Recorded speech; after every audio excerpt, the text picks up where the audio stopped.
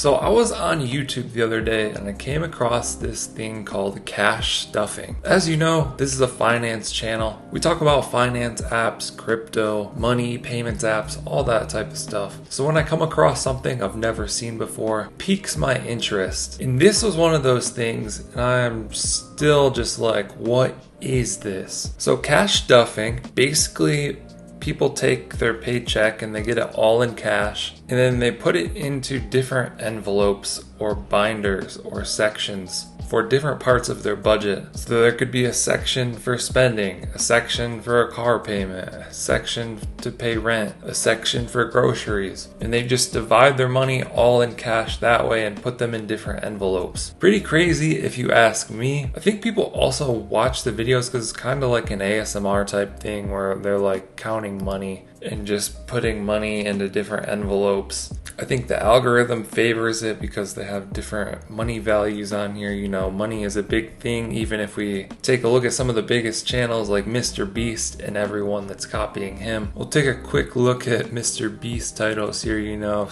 you see money is a big theme in a lot of these titles. I was also watching this video how this lady made this into an $850,000 business. She basically just sells these binders and different accessories for this cash stuffing. Another aspect is that if it's cash, if it's something you physically hold, it's harder for some people to spend rather than if they just have a credit card that they can swipe and they don't really have to think about it.